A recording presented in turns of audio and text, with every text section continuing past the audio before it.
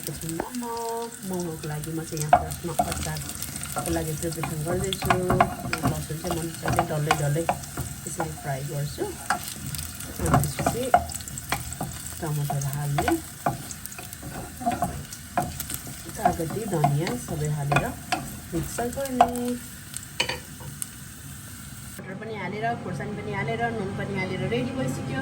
अब एकछिन त्यसलाई छोपेर पकाउने, त्यसपछि मिक्सर गर्ने। हाई सेज, सेजले चाहिँ यहाँनिर चुला छुँदै तर्सिँदै यहाँ बस्दैछ।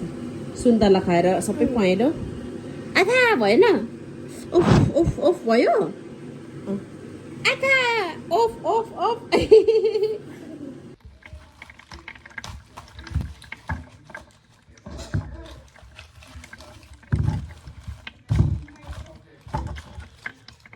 लसुन के प्याज बनाऊ,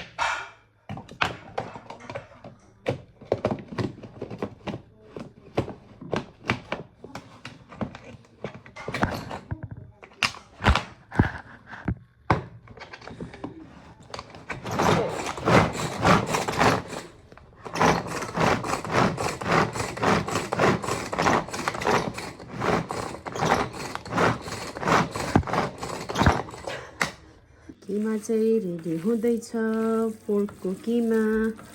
आज हामी मोमो खाने।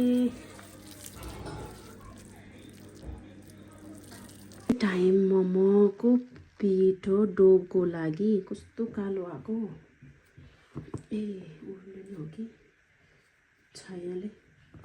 म चाहिँ यहाँनिर डो बनाउँदैछु अब मोमोको लागि। यहाँनिर मोमो छ, अब हामी चाहिँ मोमो खानु लागेको। मोमो खाँदै हुनुहुन्छ होइन सबैजना। कस्तो भयो त दिदी मोमो? मोमो कस्तो भयो?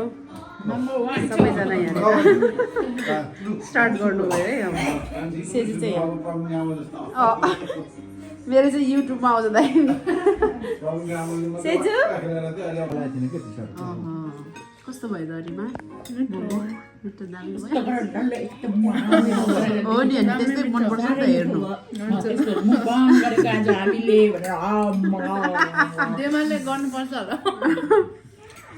मिठो भन्छ, पिरो भयो। मैले यो खोर्सानी कतिवटा हालेको थिएँ, दामी पिरो भएछ है मलाई चाहिँ।